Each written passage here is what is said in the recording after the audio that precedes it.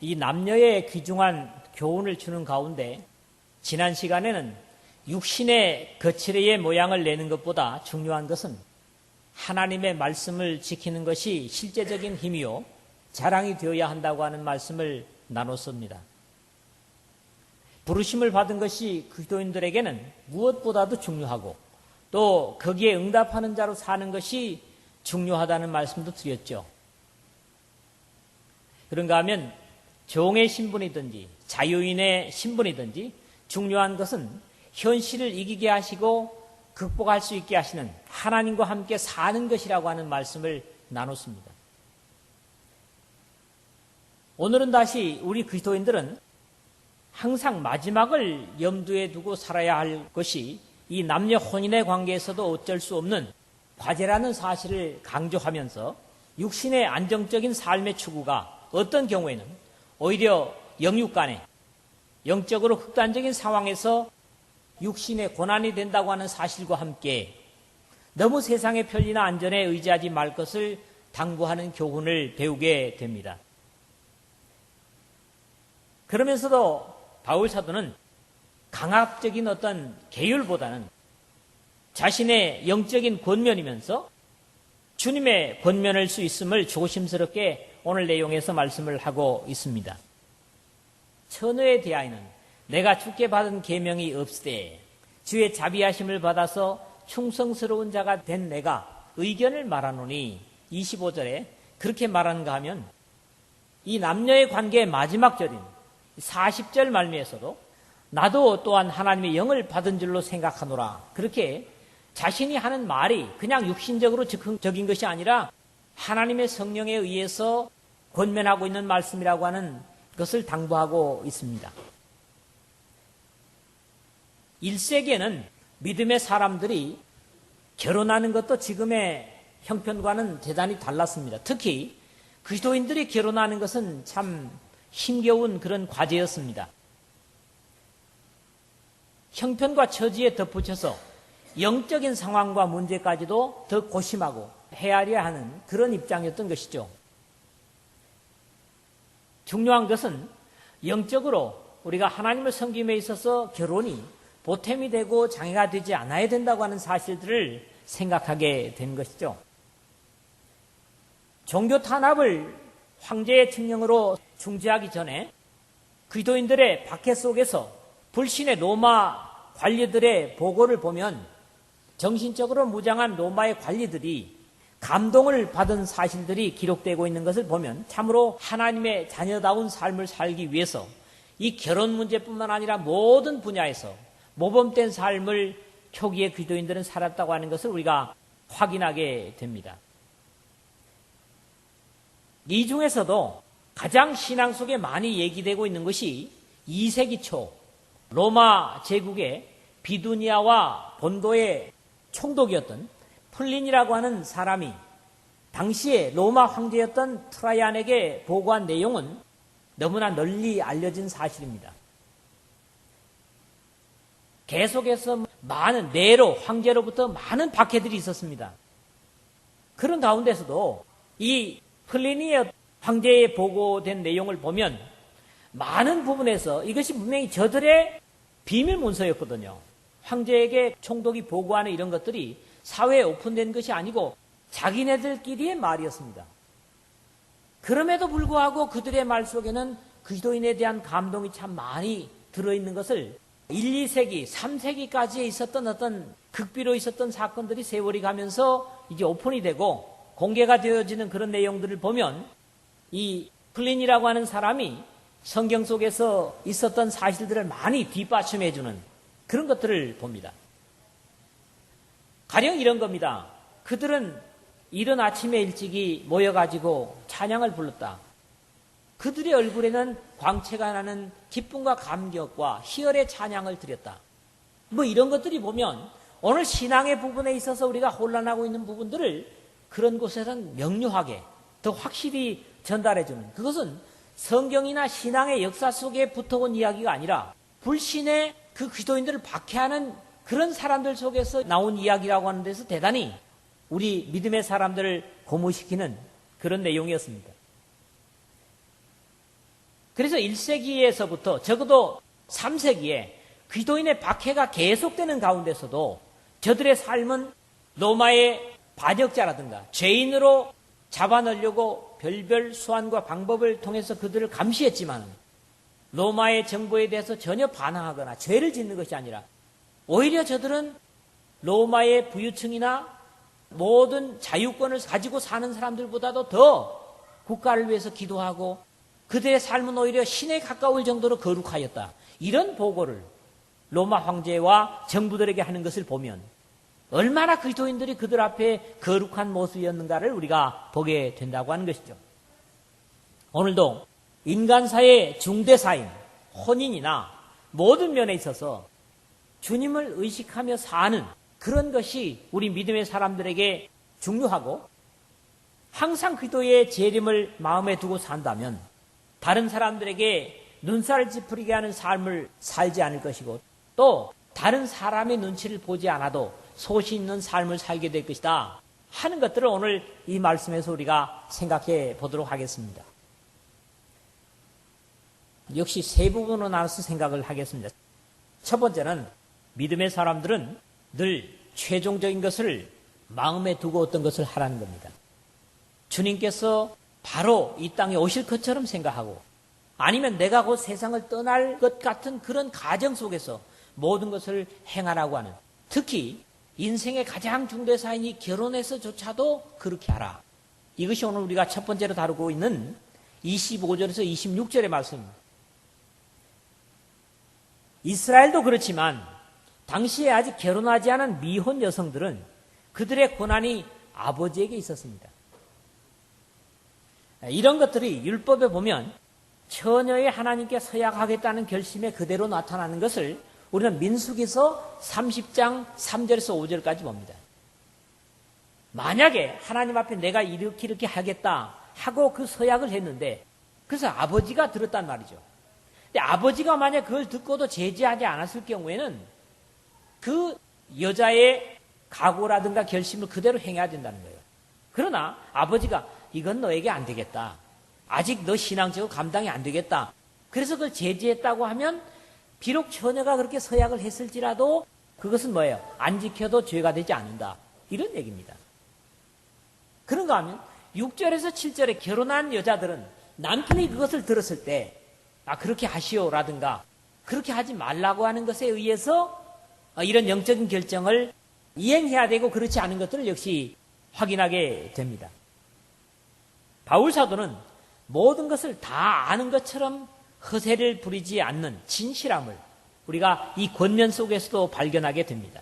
처녀에 대하여는 내가 주께 받은 계명이 없으되 그렇게 말씀을 한다고요. 하나님의 말씀을 전하는 자들이 모든 것을 다 안다고 생각하면 그건 기대하는 것도 착각이고 또 그렇게 말하는 사람도 착각입니다. 어떤 것들은 아직도 머리에서 해소되지 않은 그런 부분들도 하나님의 말씀을 전하는 분들도 있습니다.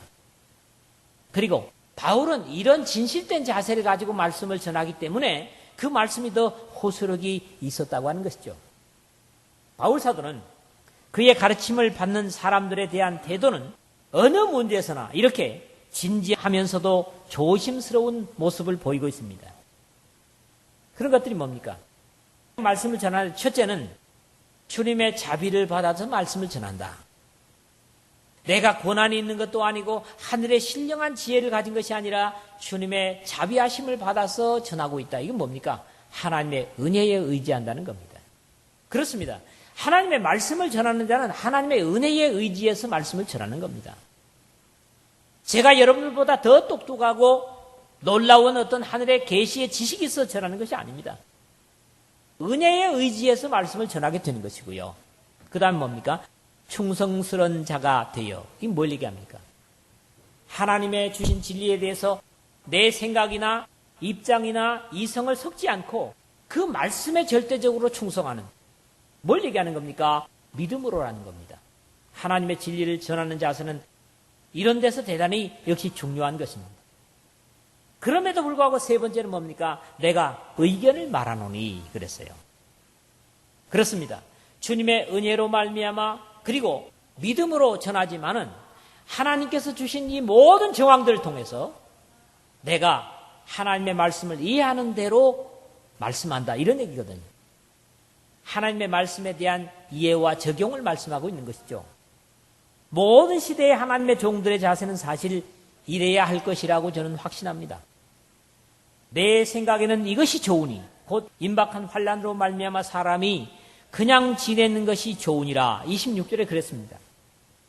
앞에서 약간 초기 교회들의 어떤 모습을 제가 언급을 했습니다마는 1세기 이후 바울 때뿐만 아니라 콘스탄틴이 기독교의 박해를 중재하도록 한 AD 313년까지 박해는 쉬지 않고 믿음의 사람들에게 있어 왔던 것이 역사 속의 사실로 나타나고 있습니다.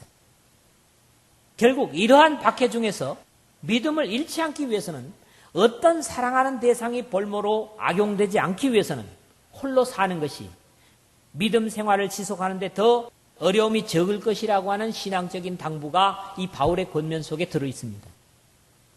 이것은 무엇보다도 신앙으로 인해서 당시에 당하는 불이익이나 어려움을 줄이기 위한 바울 사도의 그야말로 사랑 어린 충고라는 사실에 부정할 사람이 없을 것입니다. 그래서 뭐랍니까? 나는 너희를 아끼노라. 만약 그것이 없다면 사실 하나님 앞에 당당히 서서 말씀을 전할 수도 없겠지요. 같은 신앙을 가진 사람들끼리 이렇게 아끼고 위로해 주는 것이 진정한 하나님의 자녀된 형제 사랑이 될 것입니다. 이러한 사랑의 관계는 오늘도 여전히 지속되어야 할 신학의 덕목이라고 확신합니다.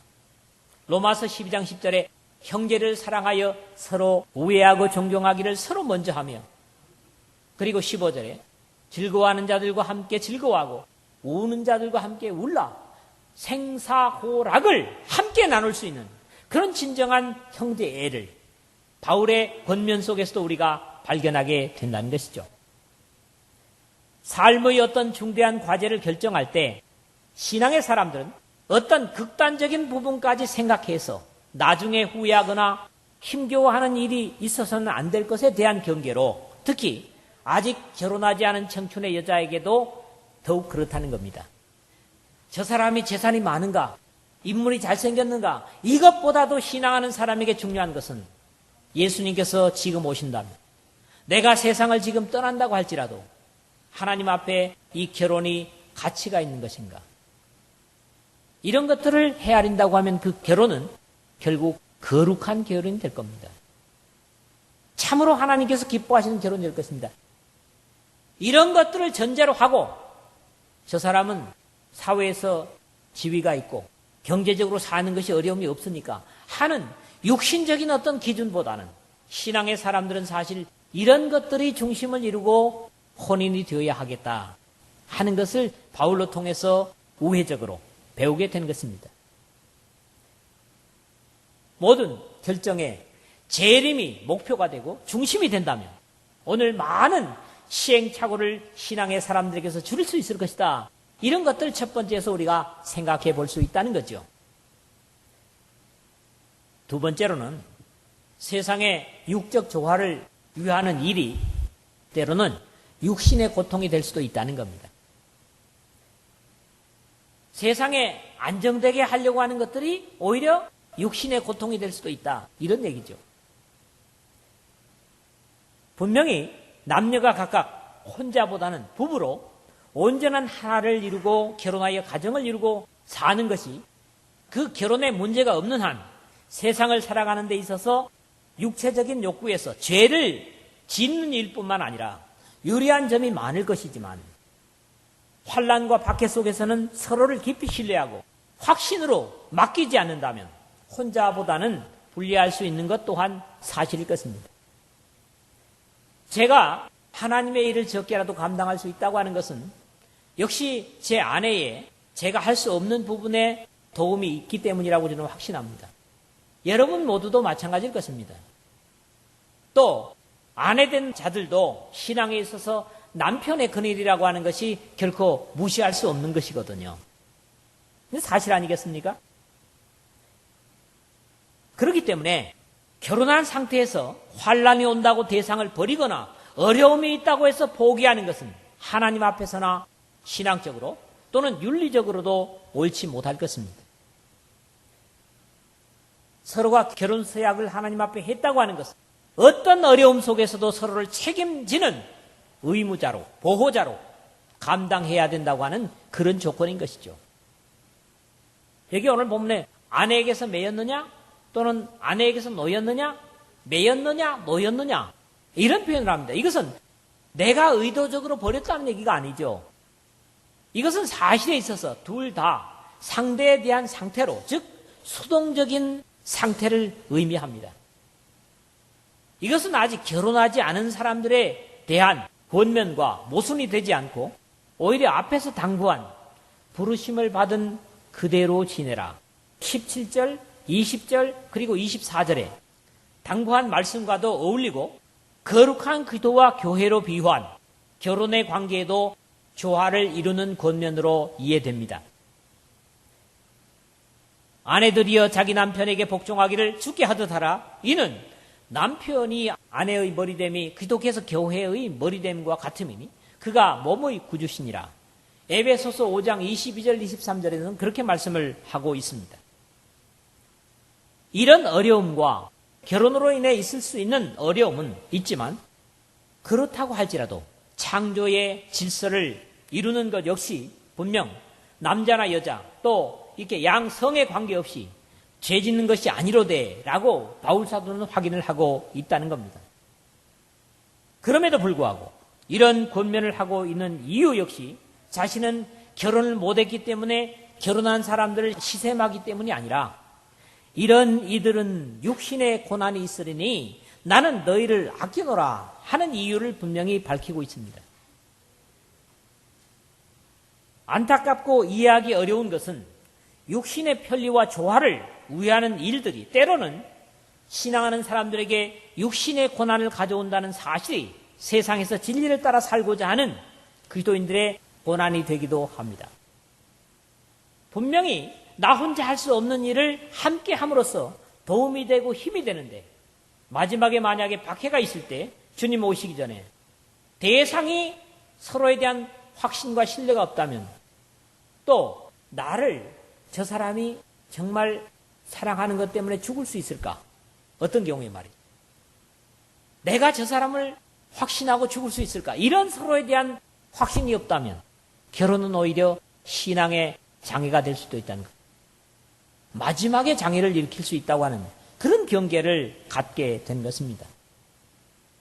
그러나 어떤 조건에서도 진리를 충족시키는 삶을 살려 하고 기도의 십자가를 높이려 하는 하나님의 백성들에게 있어서는 이런 데서 모순처럼 보이는 것들이 있기 때문에 나는 너희를 아끼노라 하는 이유에서 이런 권면을 주고 있다고 바울은 오늘 말씀하고 있습니다. 세 번째로는 이 세상에 보이는 것들은 여기서도 역시 지나가는 것이다. 그렇게 말씀을 합니다. 하나님의 백성들은 이 세상에 사라질 것을 우리를 위해 영혼을 주시기 위해서 친히 십자가를 지신 주님을 위해 드리고 또 그런 것들을 쓰고 영혼을 보장받는 것이 세상 사람들과 다른 그런 사람들입니다. 그런데 여기 때가 단축하여진 고로라는 말이 있습니다. 이 때라고 하는 말은 성경 속에 시간과 또 다른 때가 있죠. 크로노스, 크로노그라프라고 그대로 쓴다고 그랬죠. 그 다음에 카이로스라고 하는 쪽에서 여기에 쓰여진 때는 그냥 똑딱똑딱 하는 시간이 아니고 바로 기회, 정해진 어떤 적당한 때, 시기 이런 것을 의미하는 카이로스라는 말입니다. 자, 이 정해진 시기가 점점 가까워지고 있고 단축되어지고 있다 이런 말씀이거든요. 개인적인 마지막과 주님의 재림을 앞둔 박해의 때를 모두 포함하는 의미로 바울은 이 말씀을, 이 카이로스를 사용하고 있습니다. 바울은 결코 하나님의 백성들을 위협하고 겁주기 위해서 주님의 재림을 가지고 협박하는 것을 그의 편지에서 볼 수 없습니다. 그럼에도 언제나 모든 그리스도인들은 예수 그리스도의 재림을 준비하는 삶을 살아야 함을 한결같이 당부하는 것도 바울 사도의 말씀 속에서 우리가 읽는 사실입니다. 그러한 이유는 하나님의 백성들, 예수 그리스도의 십자가에 피를 지불하고 산 성도들은 이 세상의 결혼이나 보화와 재물들이 최종적인 목표가 아니기 때문입니다. 이것이 역시 거듭나지 못한 사람들에게는 이해하기 어려운 그런 사고가 되겠습니다만, 아니 오히려 이런 것들로 인해서 다시 오시는 주님께 신실하지 못하게 된다면 그것이야말로 비극이 될 것이기 때문입니다. 이런 입장에서 예수 그리스도께서는 롯의 처를 생각하라고 하는 말씀을 하고 있거든요. 생명을 살리기 위해서 소돔과 고모라에서 빠져나오면서 두고 온 물질을 뒤돌아보는 그런 것이 우리의 개인의 마지막에서도 또 세상에 주님께서 오시는 마지막에서도 있을 수 있다고 하는 경계로서 이렇게 말씀을 한다고 확신합니다. 그래서 있는 자들은 없는 자같이 하며 라고 경계하는 표현에 분명히 나타나고 있는 것입니다. 진정한 하나님의 백성들은 그리스도의 피로 사신 것이 되었다면 이 세속에 속한 자들이 아닙니다. 내가 세상에 속하지 아니함 같이 그들도 세상에 속하지 아니하여 싸움나이다. 예수님께서 십자가를 지시기 전날 밤에 아버지께 기도하는 요한복음 17장 16절에 나타나고 있는 내용입니다. 이런 이유에서 하나님의 백성들은 세상의 것을 가진 것으로 결코 자랑할 수 없는 사람들입니다. 하나님은 구약 성경에서도 예루살렘의 멸망을 앞두고 그의 백성들에게 이것을 분명히 말씀하고 계셨습니다. 여호와께서 이와 같이 말씀하시되 지혜로운 자는 그 지혜를 자랑하지 말라. 용사는 그의 용맹을 자랑하지 말라. 부자는 그 부함을 자랑하지 말라. 자랑하는 자는 이것으로 자랑할지니 곧 명철하여 나를 아는 것과 나 여호와는 사랑과 정의와 공의를 땅에 행하는 자인 줄 깨닫는 것이라. 나는 이 일을 기뻐하노라. 여호와의 말씀이니라. 예레미야서 9장 23절에서 24절에 그렇게 말씀을 하고 있죠. 이런 이유에서 늘 하나님의 백성들은 세상과 반대되는 자세를 말씀하고 있습니다. 오늘 30절에서 31절 상반절에 보니까 우는 자들은 울지 않는 자같이 하며 기쁜 자들은 기쁘지 않은 자같이 하며 매매하는 자들은 없는 자같이 하며 세상 물건을 쓰는 자들은 다 쓰지 못하는 자같이 하라 그랬다고요. 이 부분들을 우리가 좀 살펴볼 필요가 있겠죠. 적어도 4가지 정도입니다. 이게 마지막을 염두에 두고 사는 사람들의 자세입니다. 첫째는 우는 자들은 울지 않는 자같이 하며 그랬다고요. 신앙하는 사람들이 세상에서 세상 사람들과 그냥 되는 대로 살 수 없기 때문에 어려움을 겪게 됩니다. 그럴지라도 하나님의 백성들은 절대로 그것 때문에 불리함을 겪는다든가 손해 겪는다고 하는 표현을 불신의 사람들 앞에 하지 말라는 거지요. 믿음으로 오는 고통은 장래의 영광을 위한 것으로 하나님께서 씻어주실 눈물이기 때문에 이것을 지금은 절제하라고 하는 말씀입니다. 이는 보좌 가운데 계신 어린 양이 그들의 목자가 되사 생명수 샘으로 인도하시고 하나님께서 그들의 눈에서 모든 눈물을 씻어주실 것입니다. 요한계시록 7장 17절에 그렇게 말씀합니다. 하나님께서 최종적으로 이 세상에서 억울해서 흘리지 못한 눈물을 저들의 눈에서 씻기실 것이라고 하는 약속을 가지고 있는 거죠. 두 번째는 뭡니까? 기쁜 자들은 기쁘지 않은 자같이 하며 세상의 세속적이고 죄악된 것들에 대한 기쁨에 대해서 우리가 같이 놀아나지 말라는 겁니다. 예수님께서 직접 말씀하셨죠. 애통하는 자는 복이 있나니 그들이 위로를 받을 것이며 마태복음 5장 4절에 그랬습니다. 세상에 우리가 사실 기뻐할 수 없는 것들이 얼마나 많습니까? 슬퍼할 수밖에 없는 일들이 믿음의 사람들에게 얼마나 많습니까? 그래서 앞에 첫 번째로 줬던 내용하고는 또 다른 내용입니다. 슬퍼하며 애통하며 울지어다. 너희 웃음을 애통으로 너희 즐거움을 근심으로 바꿀지어다. 오히려 너 기뻐하라 즐거워하라 이런 말씀이 있는가 하면 신앙으로 사는 사람들은 그렇게 해서는 안 된다. 야고보서 4장 9절 이렇게 말씀을 하고 있습니다. 세 번째로는 어떤 겁니까? 매매하는 자들은 없는 자같이 하며 팔아서 가치가 나가는 세상의 보화가 많다고 할지라도 거기에 기대거나 의지하는 것은 이 세상을 나그네로 거쳐가는 하나님의 백성들에게 합당치 못한 것이라는 겁니다. 물론 어울리지 않는 얘기입니다. 세상 사람들에게는. 그러나 믿음의 사람들에게는 이것이 이런 기준이 분명히 있어야 된다고 하는 것을 말씀하는 것이고, 네 번째로는 세상 물건을 쓰는 자들은 다 쓰지 못하는 자 같이 하라. 있어도 없는 채 하는 이중적인 것을 주문하는 바울이 아닙니다. 언제든지 부르시면 두고 갈 자세로 세상의 것이 자신을 절망해서 구원해 주리라는 잘못된 의지를 버리라는 당부입니다. 오로지 소망과 기대를 주님께만 두라고 하는 당부입니다. 왜 그래야 하는가를 계속 바울은 말씀하고 있습니다. 이 세상의 외형은 지나감이니라. 여기 이 세상의 외형이 뭐겠어요? 외형이라고 하는 것은 현재적으로 분명한 것 같지만 종말에 멸망할 수밖에 없는 세상의 특성을 말하고 있는 겁니다. 그러니까 겉모양을 얘기하는 거죠. 안에 담고 있는 영적인 신령한 것을 말씀하고 있는 것이 아닙니다. 그 다음에 지나감이니라 하는 말이 어떤 말입니까? 멀리 가다, 떠나다, 통과하다, 없어지다, 소멸되다, 그런 얘기입니다. 내가 늦더라도 버스가 기다려줍니까? 버스는 지나갑니다. 버스가 그 지날 즈음에 내가 거기 없으면 떠나버리지 가만 서 있지는 않죠.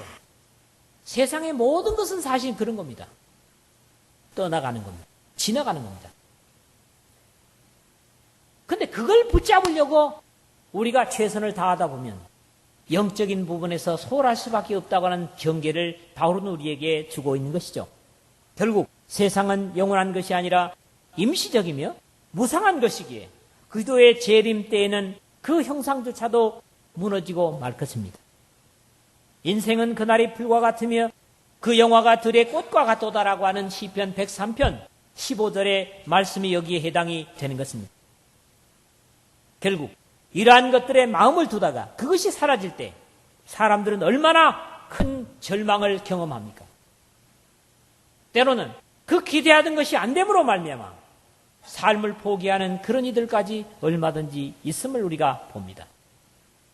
그러나 지금은 육신의 눈으로 보이지 않는 것들이지만 하나님께서 예수 그리스도의 피로 사주신 모든 것은 영원한 가치를 가지는 것들이고 그것은 우리가 죽어도 귀중한 것들이기 때문에 그런 기준에다가 우리의 삶을 맞추라고 하는 당부를 주고 있는 것입니다.